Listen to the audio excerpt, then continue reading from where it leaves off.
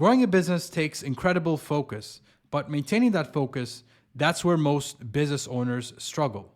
With endless tasks, distractions, and limited time and energy, at times it can feel like that you're being pulled in all these different directions. And while any of these tasks could help you make more money, the truth is you can't do everything. So how do you figure out the one thing, the single action that will make the biggest impact on your business growth? So in this video, I want to share with you guys a powerful framework and 7 key lessons I learned from reading the book, The One Thing by Gary Keller. I'll show you how to cut through the noise and figure out what matters most in your business. And I'll show you how to create a system that keeps you productive without burning out. All right, so if you're like most business owners, you have a lot of things you need to do. Probably have emails, messages, tasks, to-dos, and all these things you need to do. And how that looks like is, it's gonna look like so. You're gonna have your energy going towards all of these different directions. This could be distractions, messages, emails, whatever it is. There's multiple directions your energy is going through. Now, instead, ideally, what you want to do is you want to figure out the one thing that's going to grow your business the most. There's always going to be one thing on your to-do list that is the most impactful thing that you could focus on. This is what focus is all about. This is definition of focus. You focus when you put all of your energy into one thing and then you stop doing everything else. That's what focus is all about. That's the definition of focus. So the powerful thing about focus is when you put all of your energy into one thing, you're able to progress that one thing faster. You're able to get work done significantly faster when you focus on one thing at a time. So this is the main key takeaway from reading The One Thing is focus is a form of leverage. Focus is how you actually achieve extraordinary results in your business and so on. Now, when you apply focus correctly on the one thing, because you could be focused on a macro level and a micro level. When you focus on a macro level, you stay consistent onto your strategy, your business plan, your business model. You stay consistent with it until it actually works. Focus on a micro level is making sure that you focus on the next task or project, only that one thing, until you get that done, rather than multitasking and focusing on other things. Now, on a macro level, when you learn how to focus, the results that you get compounds over time. So success builds upon success, builds upon success. Because when you work on a business, it takes time to get success and then to stack that success over time. So this is how it looks like when you are consistently focused and you stick to the plan in a macro scheme of things. Things compound, and this is how you get massive results. So it's understanding that the power of focus, if you want massive results, then you need to learn how to stick to one thing for a long period of time. And at the same time, it's learning how to focus on the micro things. This is how it looks like on the macro things. Now, on the micro things, or on the macro things, let's start with the macro things actually. So how do you figure out what to focus on the macro level? This is very important thing that I learned from The One Thing, the book, is it is more important. You want to set a goal based on the actual outcome that you want to achieve. If you have a big goal, then it makes more sense to set a big goal over a smaller goal that makes you feel like it's more achievable. Because the path towards a big goal is going to be different from the path that takes you to a smaller goal. So here's how it looks like. So let's say you want a big outcome in your business. It looks like so. The actions required to get a big outcome, the what, the how, and who that takes you to get to the big outcome is going to be completely different if you have a smaller outcome and the actions required to hit that thing. So you're going to be thinking differently in terms of the path. You're going to think differently in what, who, and how. So if you actually want this, like a bigger outcome, let's say the example is you want to make 50K per month. That is a big outcome. It is much better to set the goal of 50K per month and then reverse engineer that into milestones and then use that milestones as your smaller outcome goal, because you're still on the path to hit 50K per month or your bigger outcome goal, because the system to get there is different. So you're thinking, the outcome you get, the thinking you're going to get is going to be completely different from the outcome that you set and the actions that get you there. Then the system you're going to be thinking is going to be different as well. So this is a key lesson I learned is all goals are the same. If you want a bigger outcome, better to set that over a smaller one and create a system based on that instead of a smaller one and waste time with a worse system. So if you want to get to 50K per month, you want to basically have a picture of all the actions you need to take to get to 50K per month. And then when you go here, you're going to always have a plan of the next action to focus on to get you to that big outcome.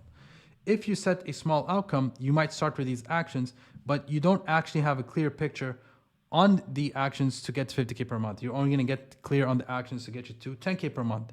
So you might even have to start all over again to build a new system because the system you built is not robust enough to get you to 50K per month with the goals that you want. So this is very important. When you set big goals on the focus on the macro scheme of things, it's very important to set a macro goal that you could focus on, big picture, that you actually want to hit. And then you reverse engineer that into a micro level of systems and so on. Cool, so that's macro focus. Now, what about micro focus? Now, in terms of micro focus,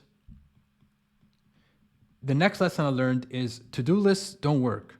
To-do lists don't work. And the reason why to-do lists don't work is because there's no prioritization criteria. No prioritization. Because if you have a to-do list and you have like 25 things to do on your to-do list, how are you gonna like get everything done? Like you have limited bandwidth, time and energy. Like there's going to be so many things that's probably going to be busy work and stuff that's not going to lead towards you making more money.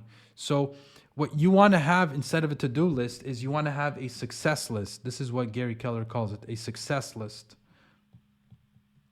A success list only has the things the high impact things that's going to actually move the needle forward. That's what you want. So whatever to-do list, if you're going to create a to-do list, you want to make sure that you prioritize that to-do list and you transform that into a success list.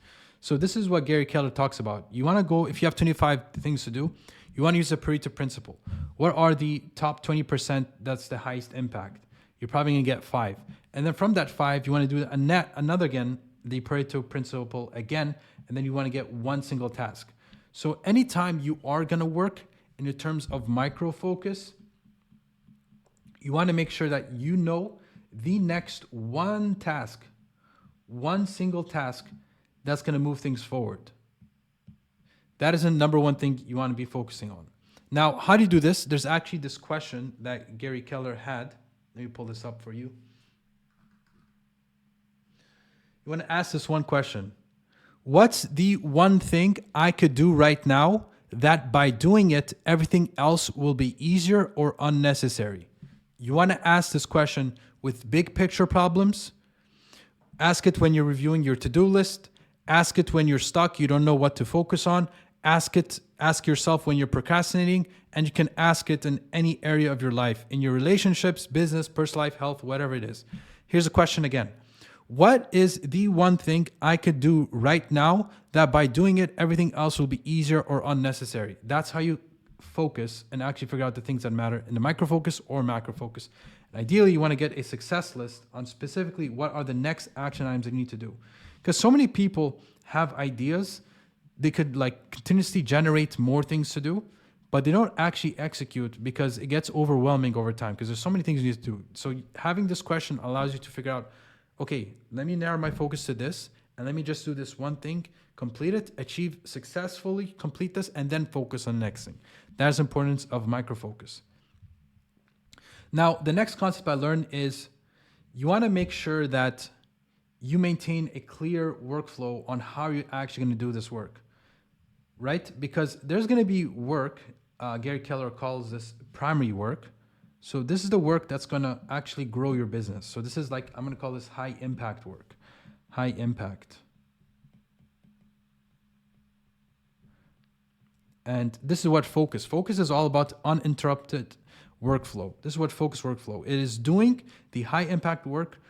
You start it and you actually finish it. You don't multitask. Now, what most people do is they start their primary work and then a notification comes up or an email comes up. They switch, they do that distraction thing. And then for them, just to get back into work, they waste all of this time over here. And this is because the brain switches the context, and just for your brain to get back into flow, into the workflow to do high impact work or prime work. Because usually the high impact work is not easy. It is going to require a lot of like mental energy and effort. And just to get yourself into that state to do that focus work, it is already difficult. So you switching off task, getting distracted, and then switching back, this is a huge waste of time. A lot of people waste hours of their day doing this. Instead, what you want to do instead is you want to have a focused workflow. You want to have a focused workflow. And a focused workflow is you do your primary work no matter what, first thing in the morning before distractions. So you only have distractions after. So distractions only come here after.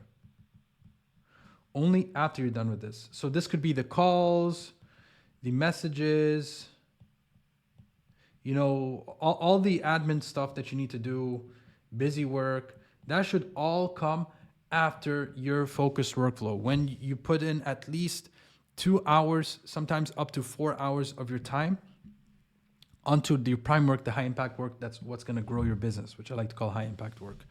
Now, ideally, this is how you want it to look like.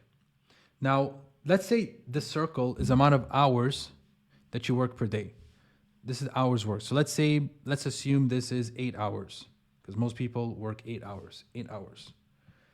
Now, when you have a focused workflow, what's going to happen is at least 4 hours of your day is going to be towards high impact work, which is your one thing, right? So majority of your day is going to be on that.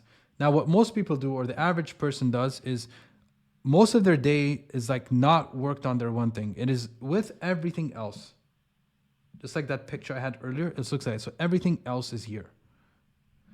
You know, like, and all this stuff isn't the one thing. So it's not really going to move things forward.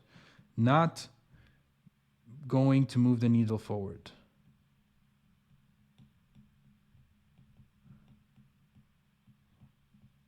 Now, ideally, what you want to do is you want to have at least a 50% ratio. This determines your percentage of hours worked, how much of it was actually focused. The goal of focus is, when you know you're on the right path, is 50%, at least 50% of your day is focused work on your one thing. Now, this could be a project, a task, whatever it is. You need to figure out what your one thing is that's going to move towards your business forward, and you want to spend as much time on it as possible, at least 50% of the hours worked. If you work 2 hours a day, 1 hour of it. If you work 8 hours a day, 4 hours. If you work 6 hours, 3 hours. Because productivity is not about working more hours. Productivity is about the quality of the hours that you work. So making sure you maintain at least 50% of that is what's going to do one thing, then you're in a good path in terms of focus and moving your business forward. So that is the next lesson. Now, the question is, how do you actually put this into a system, and how do you actually like make time for this and stay productive? So there's two things. The first key thing is every week before the week ahead, you want to already know in advance what is the one thing you need to focus on for every single day. If it's going to be a project, probably going to work on that project for multiple days. So here's where you want to plan and review for 1 hour. This could be on a Sunday, like so. You plan and review your week. You review the last week, what worked, and then you plan the next week, and you make sure that every single day, you know, you have at least one task that you could work on that's going to move your business the most. Now, sometimes these tasks could be the exact same tasks. So this could be the exact same task. This is a project now, so you're going to be working on a project. Let's say this is a project as well, so you're working on the same project. So you time blocking, making sure you actually know what you need to do every single day. This helps you stay productive and stay consistent with your focus to grow your business. Now, once you have that, you have things planned, this is where you want to do the uninterrupted workflow. You want to basically block off times on your calendar. So block off time on when you're going to do deep work. So let's say 8 a.m. to noon is your uninterrupted workflow. In this time, you have notifications turned off. You're not distracted. You tell your team that you're unavailable, and then you actually do your primary work or your high impact work. That is your one thing. So that is how you build it up into a system. You want to make sure you time block. If you don't time block all of this stuff, then you're going to be like stuck. Also, the planning review, the weekly review is so key because that's what keeps you aligned with your system. Like so, like remember this? The weekly reviews allows you to review your progress over time and then come up with the next action that's going to get you to your outcome goal, right? The weekly reviews is what holds you accountable. So this is why the system works really well. And those are the 7 key concepts and how you could implement these into your business. Now, if you enjoyed this video, I send daily insights on how you could grow your business or you could operate your business in 2 hours a day, which I like to call the 2-hour man business. I'll show you exactly how you can get 8 hours of work done in 2, and how you could implement systems in your business so you can make more money, more revenue, working less hours. If you like that, click the link in the description to join, and I'll see you guys in the next video.